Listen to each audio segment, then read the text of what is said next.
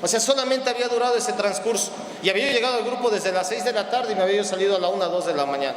Haciendo lo que hacen los servidores. Aquí hay servidores, pero ahora les platico porque también aquí no hay servidores. Lo que hace un servidor es llegar primero a tu junta de recuperación, después coordinas y después te pones a padrinar, ¿sí?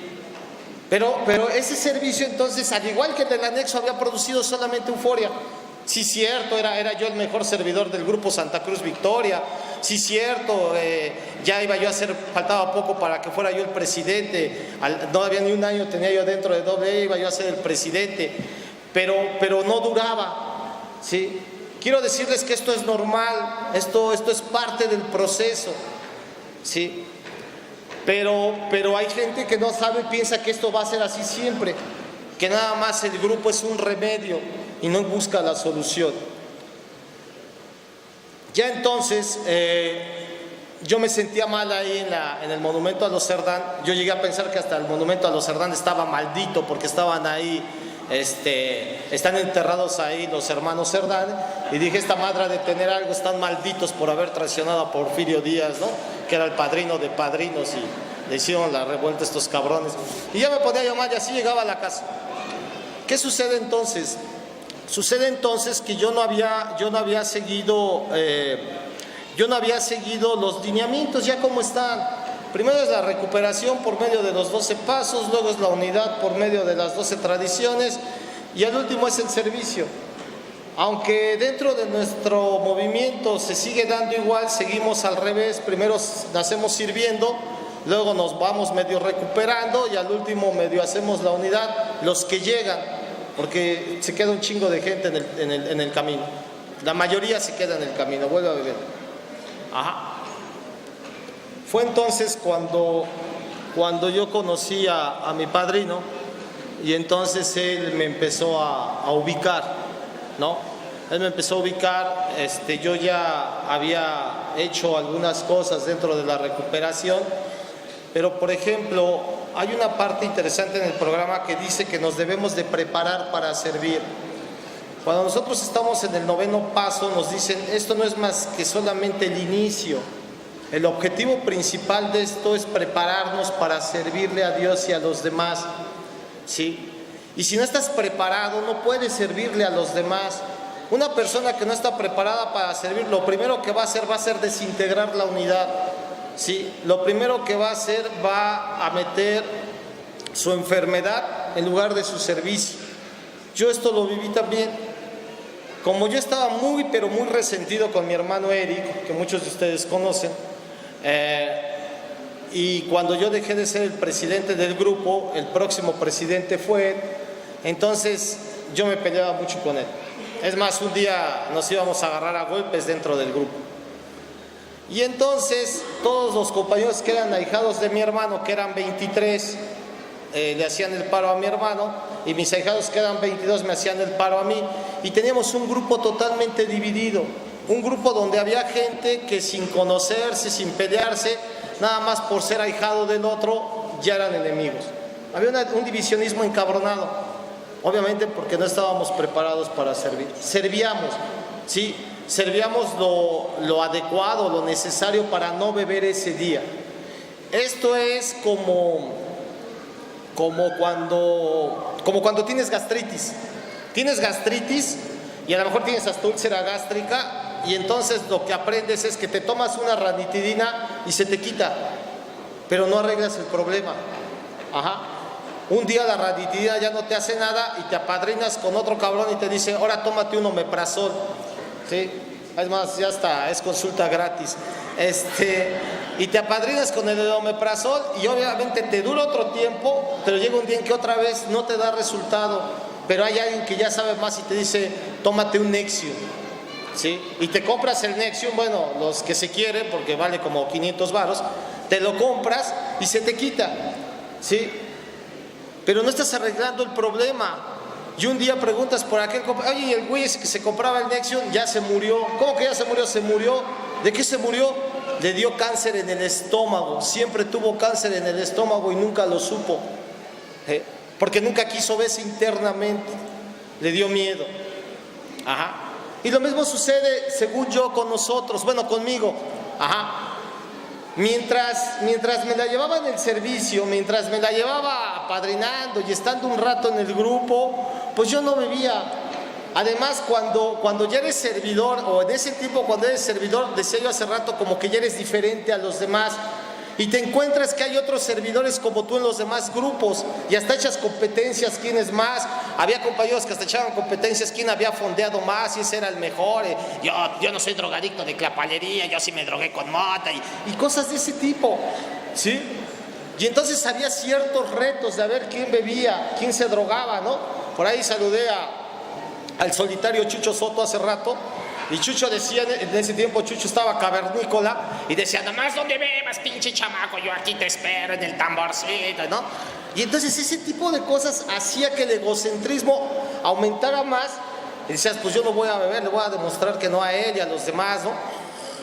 Y entonces ese era servir. O sea, a lo que quiero llegar es que yo no vivía. Yo tenía 17 años de edad y yo no vivía. O sea, yo estaba, no igual que cuando bebé me drogaba, pero estaba yo muy parecido.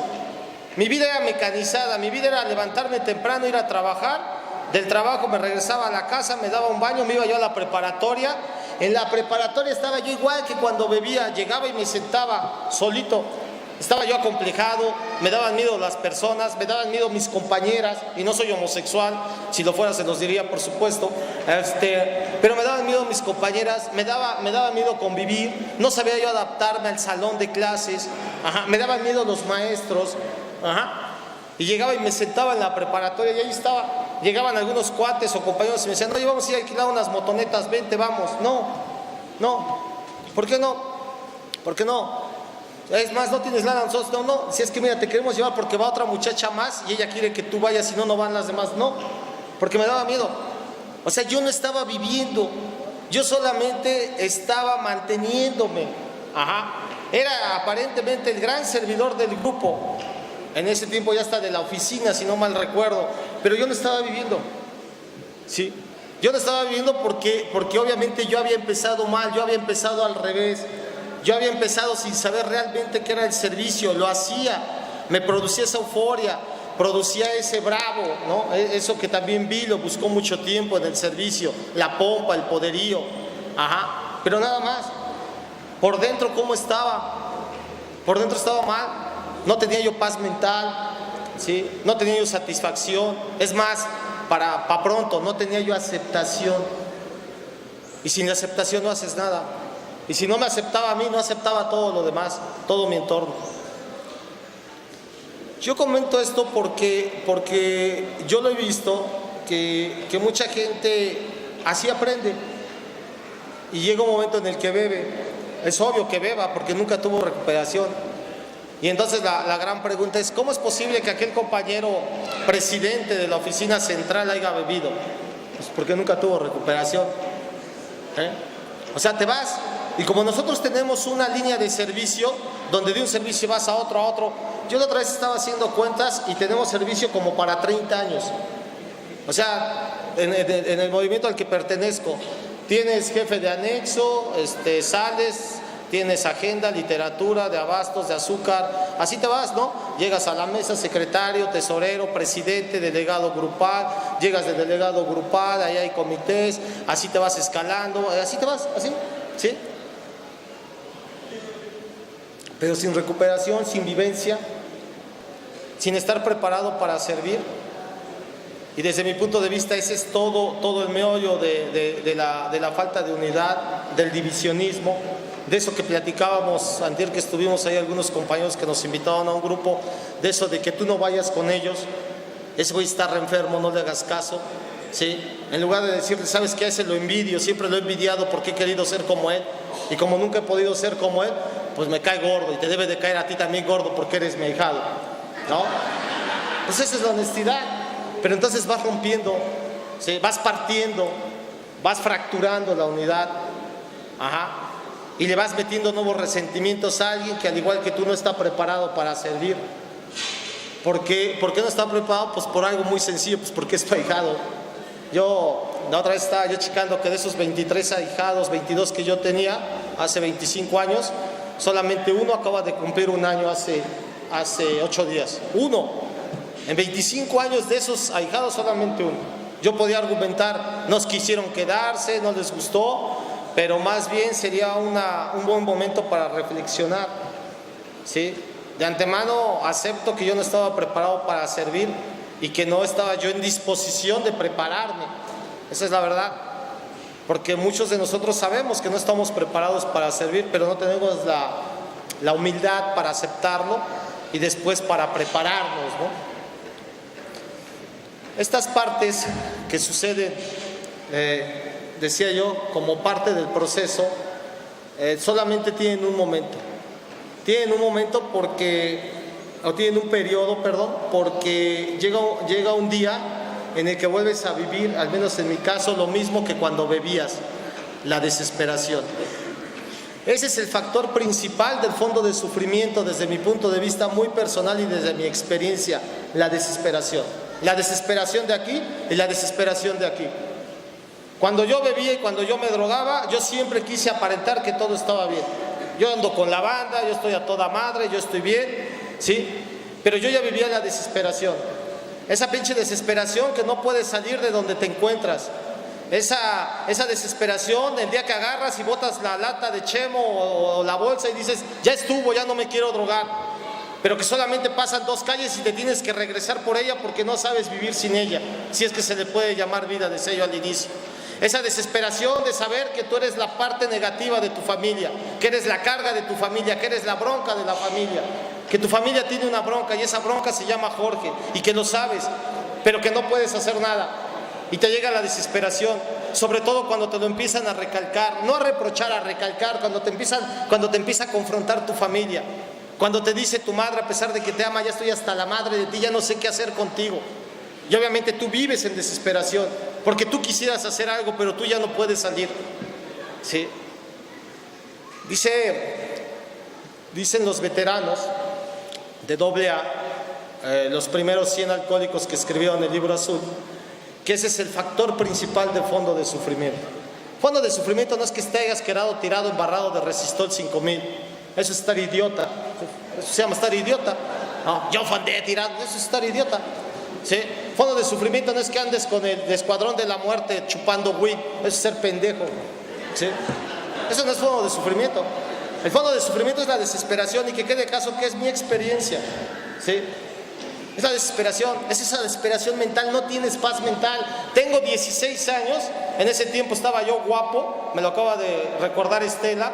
Dice, es que tú eras guapo, mijo, ¿no? Pero pues también el servicio te acaba, aunque no lo crean.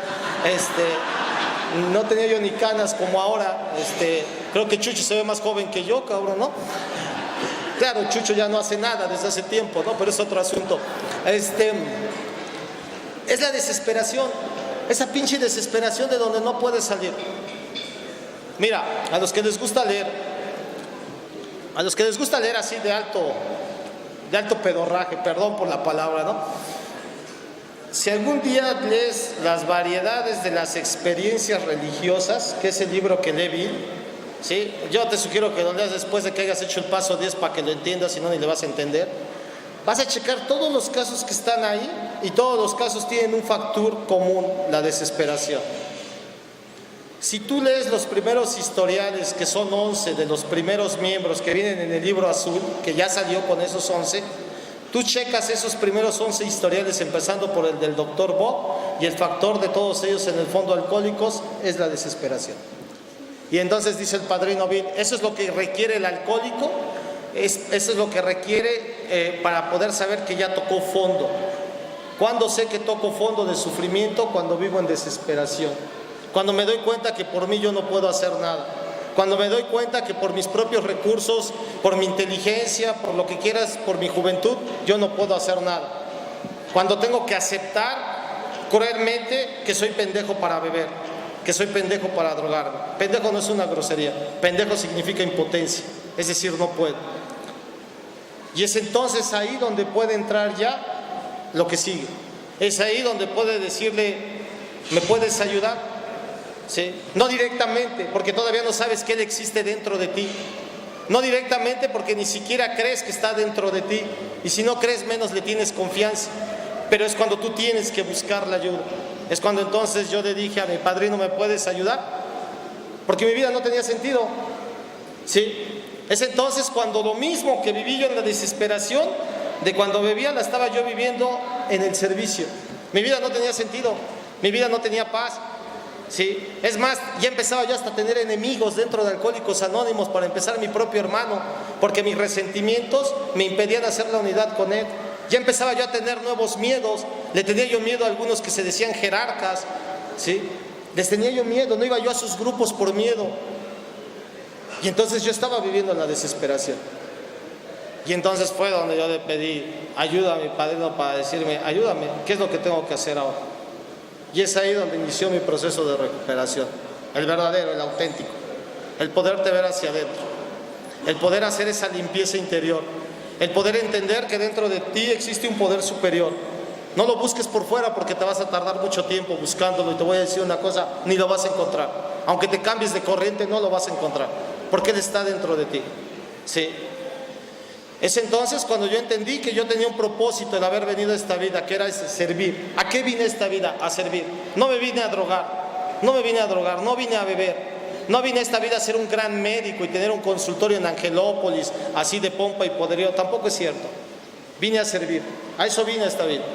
Pero para servir tengo que estar lo mejormente preparado para poder servir de a de veras, porque si no estoy preparado no voy a poder hacerlo. Si tú checas a Bill W.,